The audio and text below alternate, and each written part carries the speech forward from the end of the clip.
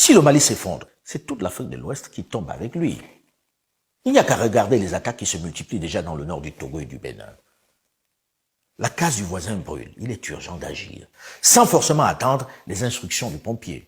Il me fait mal, moi, d'entendre à 6 h du matin sur les radios internationales qu'on a massacré 53 gendarmes au Burkina Faso. On tue 2 militaires en France ou en Amérique. C'est le président de la République qui va à l'aéroport pour accueillir les corps. Ils valorisent leurs forces de défense et de sécurité.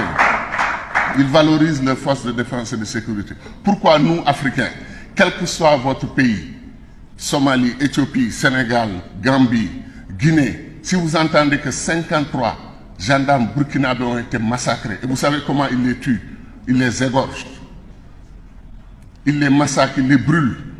Vous l'apprenez, prenez votre petit déjeuner, vous allez au travail tranquillement, comme il ne s'est rien passé. Pourquoi on n'a pas marché dans nos capitales pour soutenir le Burkina Faso?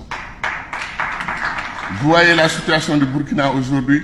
Pourquoi on ne lève pas une armée sous-régionale ouest-africaine, aller au Burkina dire aux soldats burkinabés, au peuple burkinabé, vous êtes nous, nous sommes vous, nous sommes là avec vous. Pourquoi on ne le fait pas? Chacun attend qu'on vienne l'attaquer dans son pays, qu'on tue au Niger, qu'on tue au Tchad, qu'on tue au Mali. Quand est-ce que les Africains vont se réveiller? Tant qu'on n'a pas une vision stratégique de comment développer ce continent, tant qu'on continue d'aller en nord dispersé, tant qu'on continue ce que le président Abdoulaye Wade appelait la compétition ruineuse entre nous, on n'ira pas très loin.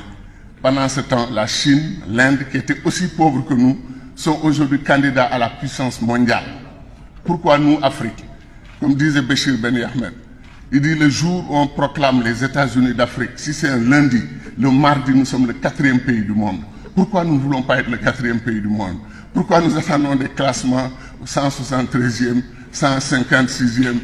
Et c'est comme si nous aimons... C'est comme si nous sommes heureux dans le malheur. Il est temps de rompre avec ça. Ce n'est pas un débat entre afro-pessimistes, afro-optimistes. C'est un débat entre des inconditionnels de l'Afrique qui sont prêts à faire de ce continent ce qu'il mérite d'être, une puissance mondiale. C'est vrai que la plupart de nos dirigeants ont refusé de prendre leur destin en main, un peu comme s'ils avaient peur, comme s'ils manquaient de confiance en eux. Beaucoup ont conservé de vieux complexes et de vieux rituels. Il suffit de voir l'accueil du président français pendant sa tournée. Aucune différence avec les images des années d'avant et d'après indépendance. Les mêmes groupes de danse, les mêmes rituels, avec des femmes et enfants qui attendent l'autre sous la pluie et le soleil, et même la nuit. Pourtant, l'autre ne l'a pas demandé. Il est même parfois gêné par cet accueil un peu trop animé, un peu trop folklorique. On parle d'hospitalité africaine. Amusant, non? Pourtant, c'est presque dans l'intimité, dans la plus grande discrétion que ces chefs d'État africains sont reçus à Paris, Londres ou Washington, en présence d'une poignée de journalistes dans l'enceinte du palais. Pas de danseurs, pas de grands titres de journaux. Il faut dire qu'ils n'étaient pas toujours aussi reçus dans une telle indifférence du public. Comme l'illustrent ces images du président Amadou Ahidjo du Cameroun en mars 62, accueilli en grande pompe aux États-Unis d'Amérique. Admirez l'enthousiasme de cette immense foule qui l'acclame dans les rues de New York. C'était une autre époque bien révolue. À noter que pour sa tournée en Afrique au cours du mois de juillet 2022, pour la première fois, seul le président Oumarou Sissoko Embalo de Guinée-Bissau était à l'aéroport pour accueillir le président Emmanuel Macron. Est-ce le signe d'un changement de période, d'une volonté de parallélisme des formes? À suivre. Le chemin du changement est encore long et parsemé d'embûches.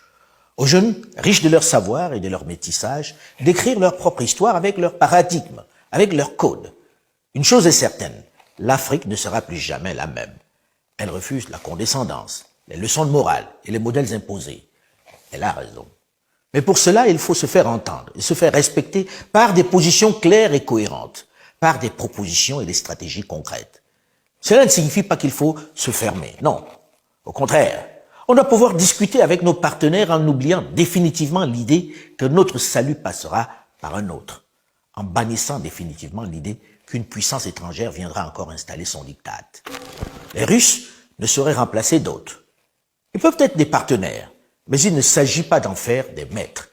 Il ne s'agit pas de savoir s'ils sont meilleurs ou pas. Il s'agit de savoir ce qu'ils peuvent apporter dans le respect et en respectant notre souveraineté et nos vieux partenariats. S'ils ne font pas une bonne offre, on leur tournera le dos. Pas besoin de brandir des grands drapeaux russes pour montrer son opposition à l'autre. Ceci donne la triste, la détestable, l'humiliante impression que l'Afrique a toujours besoin d'un maître. Non. On est ouvert à tout le monde du moment où c'est bénéfique pour le continent. Et la France fait partie des partenaires. À elle de changer de discours et de paradigme. Mais vous, jeunes, devez répondre à une question, celle qui forcera le respect. Si les autres, pourtant moins nombreux, s'intéressent tant à notre Afrique, s'ils déploient tant d'énergie, s'ils élaborent tant de stratégies pour installer leur influence sur notre continent, qu'est-ce qui nous empêche de nous unir, de nous organiser pour être les premiers acteurs, les maîtres de notre destin? Vous en avez les moyens. Il s'agit de passer de la parole à l'action. Dénoncer, c'est bien. Construire, c'est encore mieux. Je voudrais vous remercier pour votre soutien constant et votre fidélité à ma chaîne YouTube, Alain Foka Officiel, qui connaît un réel développement, même si je vous souhaite encore plus nombreux pour faire vivre cette chaîne qui se veut une tribune du narratif africain. Pensez à liker si vous avez aimé. Et surtout, n'oubliez pas de vous abonner.